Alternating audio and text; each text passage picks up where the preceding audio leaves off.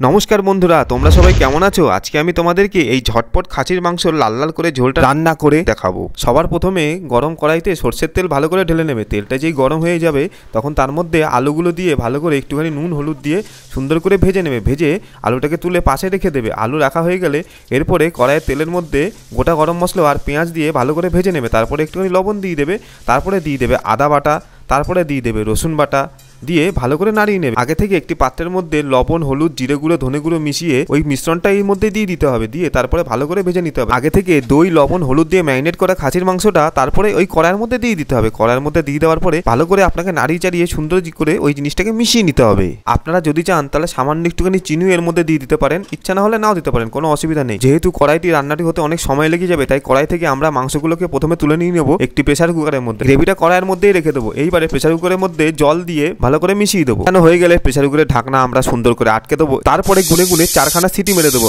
4খানার বেশি কিন্তু মারবেন না। এইবারে ঢাকনাটা খুলে দেবো। ও হো, কালারটা কি এসেছে দেখেছেন বন্ধুরা? এইবার প্রেসার কুকার থেকে মাংসগুলো কি আগের যে কড়াইটা রয়েছিল কড়াইয়ের মধ্যে ঢেলে নেবো। ঢেলে দিয়ে ভালো করে সুন্দর করে নাড়িয়ে চাড়িয়ে নেবো এবং হালকা আছে এটাকে নাড়তে থাকবো। দেখুন বন্ধুরা কি সুন্দর লাল লাল রংটা সুন্দর চলে এসেছে। ঠিক আছে, এবার কড়াইয়ের মধ্যে হালকা করে সুন্দর করে নেড়ে চেড়ে এটাকে একটু ফুটিয়ে নেবো। মাংস যখন ফুটবে তখন টপক টপক করে আওয়াজ হবে এবং সুন্দর একটা গন্ধ চলে আসে। ব্যাস, আপনার খাসির মাংস রেডি হয়ে গেল। সবকিছু রেডি হওয়ার পরে যদি আপনার ইচ্ছা হয় তাহলে একটু ধনেপাতা উপর থেকে দিতেও পারেন, আবার নাও দিতে পারেন, কোনো রকম অসুবিধা নেই। যেরকম আপনার ভালো লাগবে সেরকম করে খাবেন। ব্যাস, আর দেরি না করে তাড়াতাড়ি কড়াই থেকে সুন্দর করে আলুর টুকরো মাংসের টুকরোগুলো নিয়ে গরম ভাতের সঙ্গে সুন্দর করে খেয়ে ফেলুন আর এই খাসির মাংসের মজা নিন।